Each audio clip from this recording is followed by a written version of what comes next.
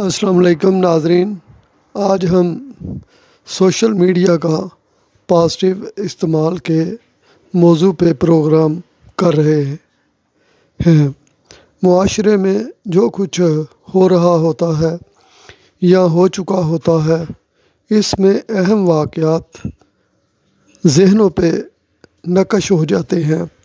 زمانہ حال جس میں ہم زندگی گزار رہے ہوتے ہیں، معاشرہ دیکھا دیکھی کس ڈگر پہ چل رہا ہوتا ہے، وہ تصویر ہم اخباروں یا سوشل میڈیا پہ دیکھتے ہیں، یا اس کے تذکرے معاشرے میں ہو رہے ہوتے ہیں۔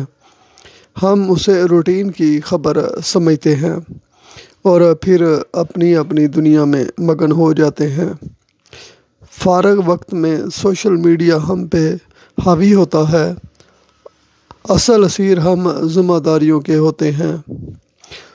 ذمہ داریاں ہم نے معاشی ضروریات پوری کرنے کے لیے اٹھائی ہوتی ہیں، جس کا مقصد دولت کا حصول ہوتا ہے۔ افراد دولت کے حصول کے لیے پازیٹیو یا نیگیٹو راستے اختیار کرتے ہیں۔ اس طرح انسان کو جس بھی شعبے میں وہ ہے، جرائم پیشہ لوگوں سے خود ہی بچنا پڑتا ہے۔ نقصان اٹھا کر محکمانہ مدد مانگنا مزید مسائل لے کر آتا ہے۔ آخر جرائم کرنے والے انسان ہی ہوتے ہیں۔ جس بھی شعبہ کے لوگوں سے انسان نقصان اٹھاتا ہے، وہ جہاں بھی ذکر کرے گا تو لوگ اس شعبہ کے افراد سے متنفر ہوں گے۔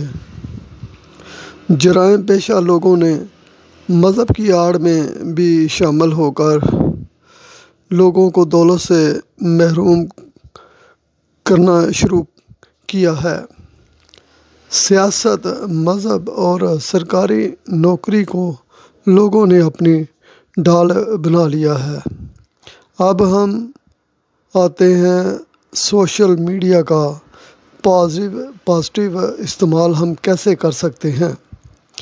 عوام انفارمیشن کی بنیاد پہ سیاسی، مذہبی اور سرکاری افسران کا احتساب کرے اور ان کو اچھائی یا برائی کی بنیاد پہ شناخت کرے، اور عوام دوست اور عوام دشمن افراد میں تفریق کرے۔ اگر ہم ماضی کے کرداروں کو شناخت کر لیتے تو دوبارہ ان کو اپنی حمایت سے اختیارات نہ دیتے تو آہستہ آہستہ اقتدار کے کرداروں کو اپنی غلطیوں کا احساس ہو جانا تھا، اور عوامی رد عمل کے خوف سے وہ اقتدار چھن جانے کے خوف میں مبتلا ہو جاتے۔ اقتدار کے کردار احساس برتری کے بل بوتے پہ کبھی عوامی طاقت اور کبھی کمپرومائز کر کے اعلیٰ منصب حاصل کر لیتے ہیں۔ ساری فتوحات حاصل کرنے کے بعد ان کے سامنے خالی خزانہ دیوار چین بن کر کھڑا ہوتا ہے۔ اگر ہم ذہنی طور پہ بیدار ہوتے تو ہمیں یہ دن کبھی بھی نہ دیکھنے پڑتے۔ اگر ہم سیاست، مذہب اور سرکاری اداروں کی شناخت کردار پہ کرتے تو بہت سے لوگ فوائد اٹھانے کے لیے سیاست، مذہب اور جاب کی طرف نہ دوڑتے۔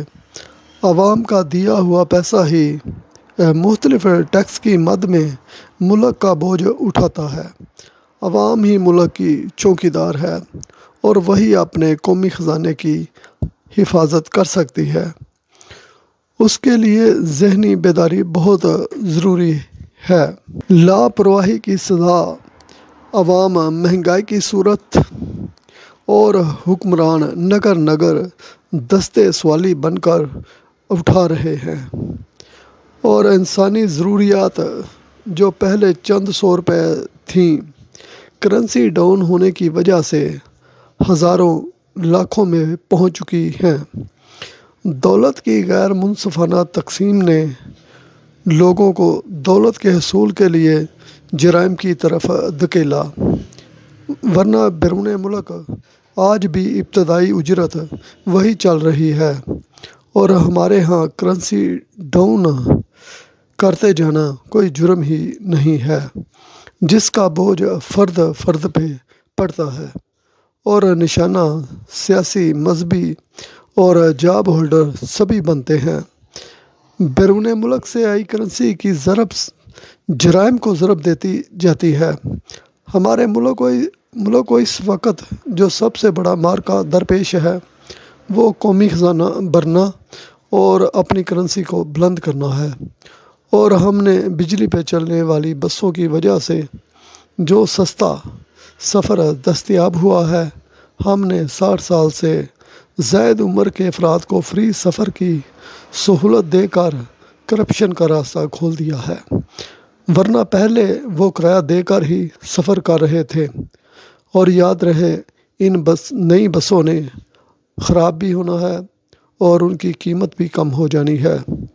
اگر الیکٹرک بسوں کی وجہ سے قومی خزانے میں اضافہ ہو سکتا ہے، جب ہماری کرنسی بلند ہوگی تو اس کا فائدہ فرد فرد کو ہوگا اور مہنگائی کم ہوتی جائے گی۔